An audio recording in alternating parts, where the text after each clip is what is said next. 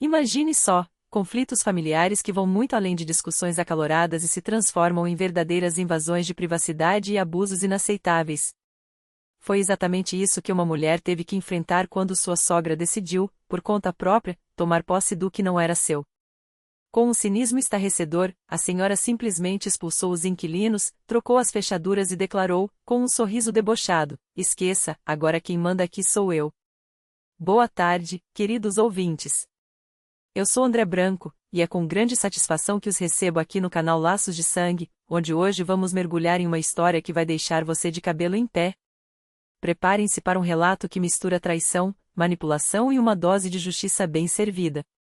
Há 3 anos, ainda antes do casamento, Cassie herdou de sua avó um apartamento modesto, mas valioso, uma cozinha americana de 2 quartos em um prédio antigo, que lhe rendia um aluguel de R$ 3.000 por mês.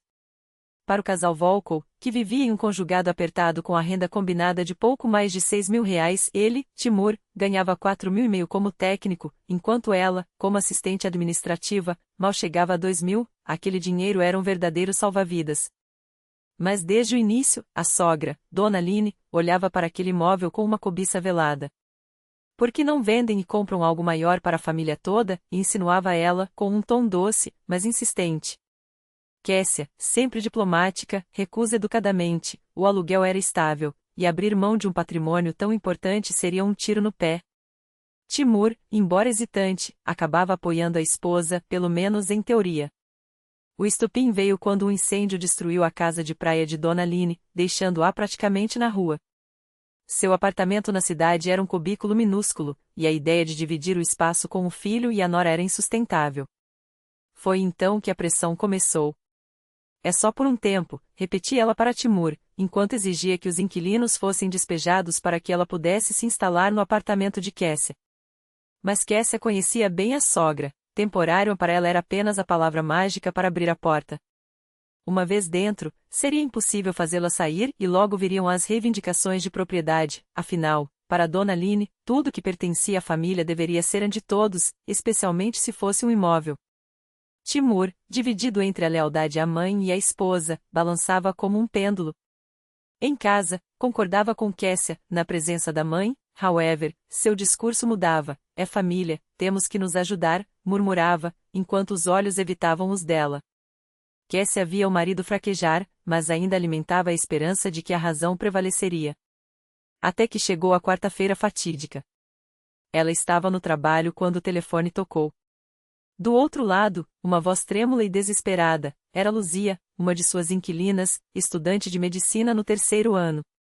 Entre soluços, a jovem contava que uma mulher havia aparecido com chaves, declarado que a partir daquele momento o apartamento era dela e ordenado que saíssem imediatamente. Cassie correu para o local, mas já era tarde. Dona Line estava parada na sala, com um ar triunfante, enquanto os estudantes arrastavam suas coisas para o corredor.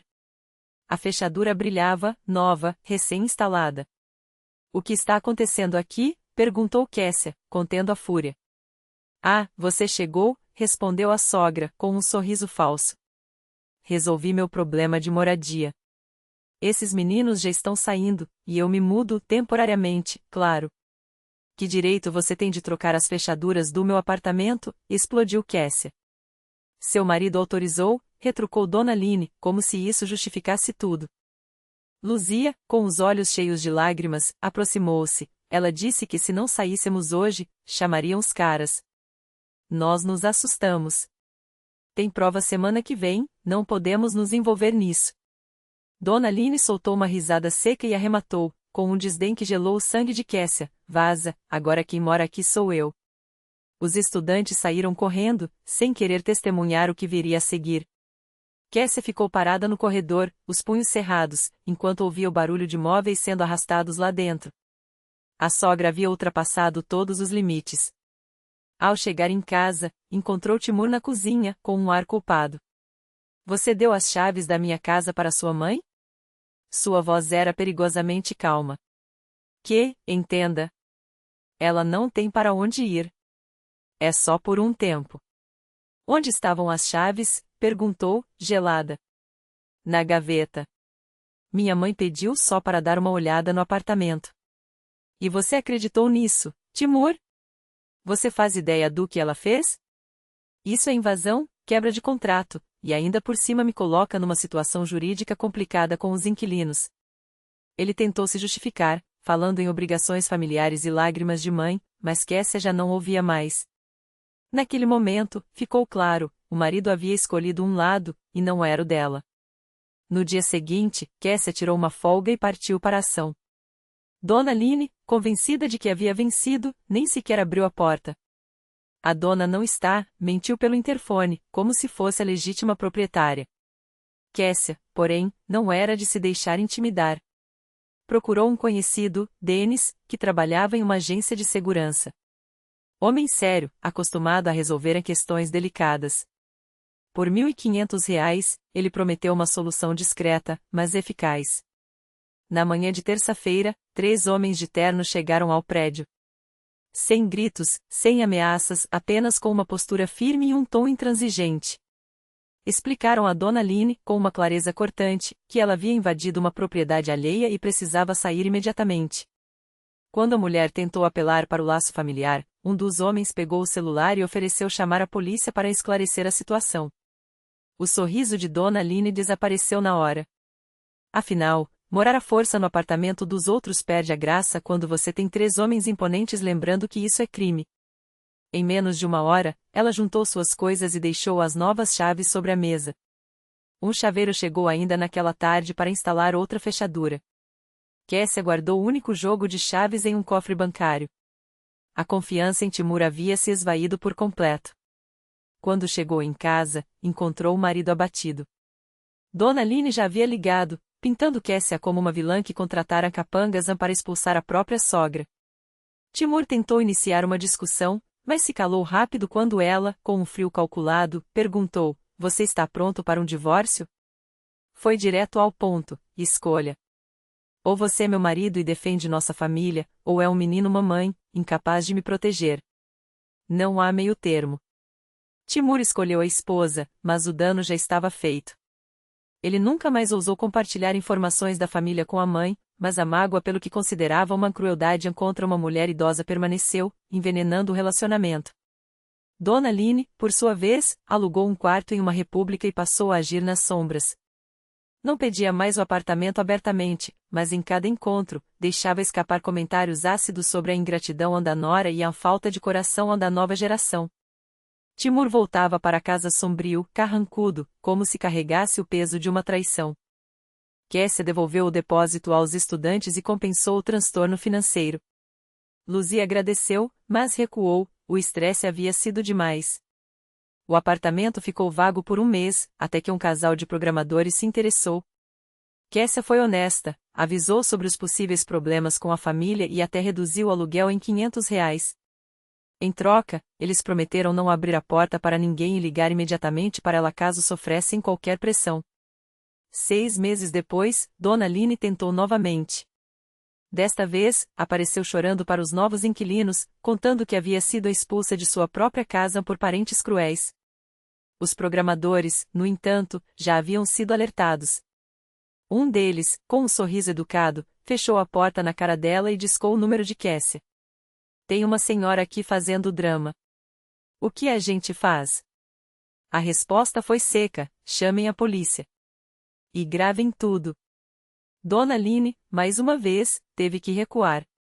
A lição ficou clara: quem ultrapassa limites, colhe as consequências. E Kessia, embora tenha pago um preço alto por sua firmeza, soube que algumas batalhas precisam ser travadas não por ódio, mas por respeito. Afinal, família não é desculpa para abuso. E propriedade não é sinônimo de permissão. Os funcionários da imobiliária, porém, não eram ingênuos. Profissionais experientes, gravaram cada palavra daquela conversa absurda e enviaram o áudio diretamente para Kessia. Ela não hesitou, reproduziu a gravação para Timur na mesma noite. Foi a primeira vez que ele viu a própria mãe sob uma luz crua, sem o filtro do afeto materno. O choque foi visceral. "Eu não sabia que ela era assim", admitiu, com a voz embargada pela decepção. "Pensei que era só a dor pela perda da casa." Kessia o encarou com firmeza: "Timur, a casa queimou há 1 ano. Ela não está de luto, está de olho no que é meu." Isso não é tristeza, é cobiça. Aquele áudio foi o divisor de águas. Timur, que antes ligava para a mãe diariamente e compartilhava detalhes íntimos da vida conjugal, cortou o cordão umbilical de vez. Aline tentou pressioná-lo por meio de tios, primos, até amigos de infância, mas esbarrou em um muro. Seu filho, pela primeira vez, havia escolhido a própria família. Um ano depois, a notícia correu entre os parentes. A matriarca arrumara um companheiro, um viúvo aposentado com um apartamento modesto na periferia. Ele, solitário e grato pela atenção feminina, e ela, finalmente com um teto que não precisava roubar. A obsessão pela propriedade de Cassie esmoreceu, não por arrependimento, mas por conveniência.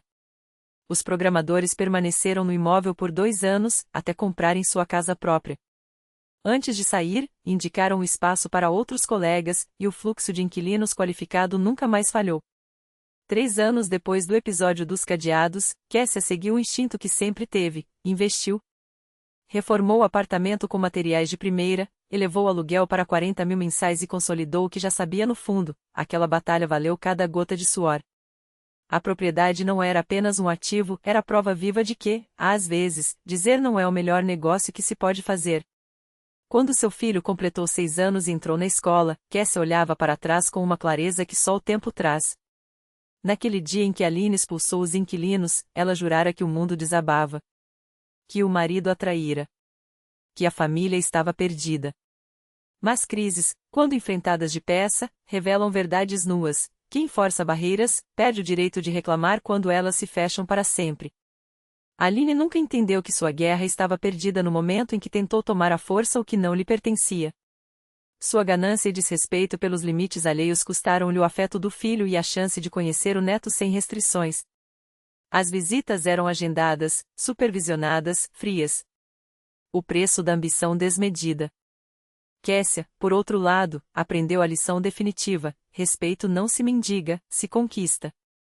E, quando necessário, mostra-se os dentes.